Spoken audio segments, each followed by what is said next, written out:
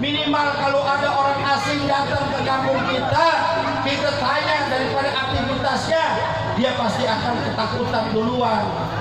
Kalau kata orang Betawinya kememegan, tahu kememegan? Andaikan dia pandang narkoba, ditanya duluan sama ibu-ibunya mau ketemu siapa? Mas dari mana? Mau ada urusan apa? Ini bandar narkoba gak akan berani masuk kampung. Dia akan berpikir, oh ternyata orang kampung sini kompak. Oh ternyata ibu-ibu di sini kompak. Gak berani menyebarin daripada narkoba. Saudara, kenapa? Bapak ibunya kompak. Selamat anak-anak kita. Tapi kalau bapak ibu cuek, masa bodoh sama kampung sendiri. Ada orang lain masuk, orang mana-mana masuk kampung kita, bebas nyelonong sono sini. Bapak ibunya nggak mau tahu, bapak ibunya cuek, masa bodoh. Akhirnya apa? Yang kena bukan kita orang tua, tapi anak-anak kita, saudara. Apalagi kalau ada anak tetangga yang tertangkap narkoba, ada yang ngomong begini, biarin anak orang yang ditangkap, yang penting bukan anak gua. Betul nggak? Ada yang begini, ada yang begini. Ini orang namanya cuek, masa bodoh, apatis. Dia akan masa bodoh, biarin anak orang yang ditangkap, yang penting bukan anak gua. Biarin anak orang lain yang ditangkap, yang penting bukan ponakan gua. Kalau kita biarin aja, kita masa bodoh. Hari ini anak orang lain yang ditangkap, hari ini tetangga kita yang ditangkap. Gak tertutup kemungkinan besok anak kita yang ditangkap. Kenapa? Kita dicuek, masa bodoh. Hati-hati. Paham gak? Paham gak? Jadi kalau ada orang mana-mana yang kita gak kenal datang, kamu kita tegur, tanya. Karena keamanan ini bukan RT RW doang, bukan LPM doang, bukan tanggung jawab polisi doang, bukan. Kita yang bertanggung jawab atas keamanan daripada kampung kita. Keamanan dari apa? Narkobanya, mirasnya, judinya, jablainya. Jablay, ada jablay? Ada nggak? Ada. Alhamdulillah kalau ada. Nggak ada hati. Banyak loh. Iya, hati-hati. Kalau kita mulai cuek sama kampung kita, hati-hati. Kasihan anak bapak yang tadi main hadroh, yang tadi baca sholawat. Kalau kita tidak rawat mereka, kalau kita tidak lindungi mereka, mereka bisa saja masuk dari orang lain yang kita tidak kenal. Saudara, anak kita biasa main hadroh, kumpul dia berempat di perempatan jalan. Tiba-tiba ada orang yang seumuran dia, sok akrab, sok dekat, datang ngajak dia ngobrol. 10 menit kemudian datang intel polisi, nangkep 3 orang. Ternyata orang yang baru sok datang, yang sok akrab itu adalah cepunya polisi. Ditangkap semuanya. Kira-kira dibawa kantor polisi ke anak kita? Dibawa nggak? Urusan anak kita kena narkoba atau tidak, urusan anak kita positif atau tidak, urusan belakang di kantor. Andaikan anak kita tidak kena narkoba, pasti dilepasin sama polisi, betul? Waktu dilepasin sama polisi, bayar apa enggak? Bayar apa enggak? Bayar. Siapa yang bayar? Siapa yang bayar? Bapaknya. Oh, hati-hati nih anak muda nih. Ya kalau ada orang yang datang, antum lagi ngobrol berempat nih, habis latihan hadroh, nongkrong di perempatan iseng gitu. Ada orang yang sok dekat, ada orang yang sok akrab, tahu-tahu ngajak ngobrol, yang kita tak paham, tahu-tahu dia kantong itu ganja 1 liter, tiba-tiba polisi datang 5-10 menit, ditangkap kita semua. Kok tahu? Tahu banyak kejadian begitu. Emang urusan polisi apa sih kalau pakai duit? Betul. Tadi intel mau berapa hamatan, mau intel ke, mau apa ke? Betul. Kau lihat kalau karena murah kata Nabi. Katakan yang hak walaupun itu pahit. Katakan yang hak walaupun kau akan difitnah. Katakan yang hak walaupun kau akan dipenjara. Dan katakan kerjaan yang hak walaupun kau harus dibunuh. Betul? Takbir. Allahu Akbar. Siap jaga kampung. Siap kompak. Siap. Siap bersatu. Siap. Siap lawan bandar narkoba. Siap. Siap lawan bandar miras. Siap lawan bandar judi. Siap lawan jablay.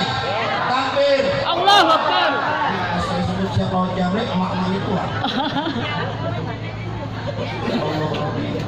Awasin yang punya kos-kosan. Ada kos-kosan di sini? Banyak. Awasin. Ngeri kita. Prostitusi online. Ternyata di samping rumah kita jadi bandar prostitusi. Lewat mana? Lewat online. Ada nggak? Ada nggak? Bapak-bapaknya nggak beri jawab. Ya jangan makan. Kasihan anak kita. Didik anak-anak kita pendidikan agama. Didik anak-anak kita akidah yang kuat. Tatkala agama anak kita kuat, tatkala akidah anak kita kuat, kita nggak perlu khawatir anak kita akan terombang-ambing. Kenapa? Akidahnya kuat sekarang. Tapi kalau akidahnya nggak kuat, datang aliran sesat, masuk ke kampung kita. Oh, ini ternyata alirannya cakep, baik, ramah, nggak tahu ini sesat menyesatkan. Akhirnya anak kita kena. Ini banyak terjadi nih. Halo, halo, bukan, ya anak kecil Pak, itu Pak, dia berantem aja. Kalau ada aki-aki itu, Allah, menjorok-jorokkan, ayo dah aki-aki menjorok-jorokkan itu. Selama, di mana selama? Jadi ormas pejabat ini Pak Bu, ya, tolong saya titip kepada bapak-bapak, ibu-ibu, karena kita adalah bela ulama, moto kita bela umat, bela ulama, bela bangsa, mengawal ulama, mengawal kiai, mengawal habaib. Kalau ada yang mungkin di mata kita kurang enak dilihat, tolong tegur. Pak Bu, siap tegur nggak? Siap negor nggak?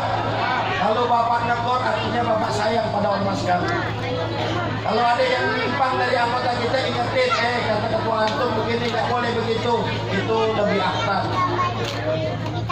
Anggota kita pejabat nggak boleh dia minta duit koordinasi. Tahu duit koordinasi? Tahu nggak? Orang lagi kebangun nancep bendera minta duit koordinasi, nggak boleh. Orang lagi bangun minta semen, minta pasir, nggak boleh. Paham? Kalau mau punya duit, saya katakan seluruh anggota, kalau mau punya duit, maka kerja, dagang, usaha, betul? Itu halal dan thayyibah. Nggak boleh nancep bendera minta duit koordinasi. Orang yang capek, kita yang dapat duit. Siapa yang ngajarin? Kalau mau dapat duit lu kerja, lu mau jadi kuli kek, lu mau jadi PPSU kek, lu mau jadi tukang panggul kek, selama itu pakai keringat kita sendiri, maka itu halalan, thayyiban dan berkah. Betul? Setuju? Jadi kalau ada bapak melihat ada anggota pejabat nancepin bendera, minta duit koordinasi, laporin ke ketuanya. Apalagi ada anggota pejabat nih, coba minum minuman keras, laporkan kepada ketuanya. Kalau ketuanya nggak berani, saya yang akan turun tangan langsung. Apalagi coba main narkoba, saya yang akan jebloskan langsung ke penjara. Nggak ada urusan. Karena kita sudah azan, kita jaga ulama, kita jaga kiai, kita jaga habaib. Masa jaga ulama minum, betul? Masa jaga ulama narkoba, betul? Ini sengaja saya katakan begini, biar kita ini semakin dekat. Biar pejabat, biarin dah pejabat yang korupsi kita tahu dah. Kita cuma berdoa kepada Allah, ya Rob, mudah-mudahan 2024 kita berikan pemimpin yang adil, pemimpin yang jujur, pemimpin yang amanah,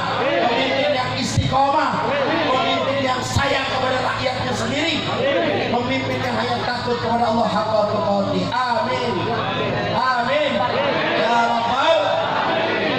Oh Pak Yatim, ini akan datang ke kampung Bapak Ibu calon anggota legislatif. Tadi kita sudah dengar tuh ada Ibu Fitriah.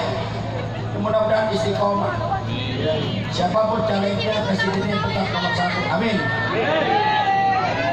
Kita tuh kampanye apa amat. Saya bukan tim kampanye masalahnya. Bu, kita butuh pemimpin yang kedepannya pemimpin yang jujur, Bu. Pemimpin yang jujur, pemimpin yang berani. Mohon maaf, Pak Anies selama di Jakarta 5 tahun di Jakarta, anggaran pendapatan daerahnya, APBD-nya surplus. Apa surplus? Untung 470 triliun, Pak. Gak ada sejarahnya gubernur bisa memberikan keuntungan APBD saat dia turun. Gak. Lagi saya titip kepada jamaah anggota pejabat untuk bisa meluruskan kalau ada yang bentrok. Ya, watawasaubil, saling mengingatkan dalam kebaikan. Jadi kalau ada anggota pejabat yang memang kurang enak dipandang mata perbuatannya, ingetin. Betul, itu tanda sayangnya Bapak Ibu kepada kami punya organisasi. Kalau anak Bapak yang memang sarjana hukum, yang memang SH, yang memang advokat, silakan gabung kepada kami. Kita berjuang untuk membela rakyat, untuk membela orang yang tidak mampu, untuk membela daripada bangsa negara kita ke depannya, untuk membela kita punya agama. Karena kita udah azab, nggak boleh lagi ulama-ulama kita dikriminalisasi. Nggak boleh lagi ulama-ulama kita saat mengimami di masjid dia ada yang mukul, ada yang nusuk dan lain sebagainya. Nggak boleh. Apalagi saat dia ceramah, nggak boleh ada yang menyentuh daripada ulama kita atau menyakiti ulama kita. Setuju? Ini kewajiban kita bersama. Pak, Bu, anjing saja ketika ia bersama Ashabul Kahfi dimasukkan ke surga oleh Allah Subhanahu wa taala. Apalagi kita, tatkala kita menjaga ulama kita, tatkala kita menjaga habaib kita, tatkala kita menjaga para aktivis muslim kita, andaikan saat itu kita syahid, Allah sudah menyiapkan daripada jannahnya. Kenapa? Karena kita menjaga dan mengawal ulama kita. Al-ulama warasatul anbiya. Ulama adalah waris dari para nabi. Maka dari itu wajib bagi kita untuk menjaga ulama kita. Setuju? Paham? Kalau udah paham, mari kita berdoa. Mari kita baca surat Al-Fatihah. Kita munajat kepada Allah Subhanahu wa taala. Ini belum selesai, kita bahas lagi sampai. Kita baca surat Al-Fatihah, mudah-mudahan 15 menit lagi sampai. Lumayan saya istirahat sebentar. Mbak pada berani bangunin Mbak. Kita munajat agar dipanjatkan umur kita dalam doa. Amin. Dimudahkan segala urusan kita dunia wal akhirat. Dijadikan anak cucu kita anak yang soleh wa solehah. Amin. Anak yang qurratu a'yun. Anak yang seperti pandang mata. Anak yang menjadi generasi Qur'ani. Jadi generasi penerus perjuangan baginda Nabi.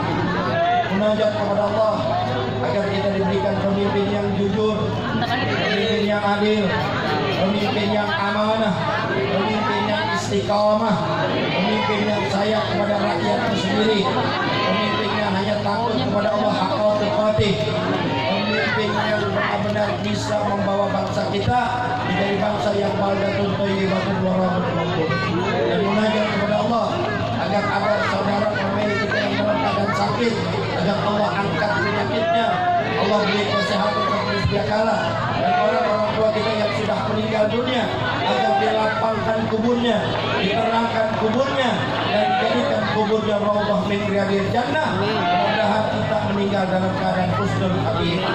Al-Fatihah.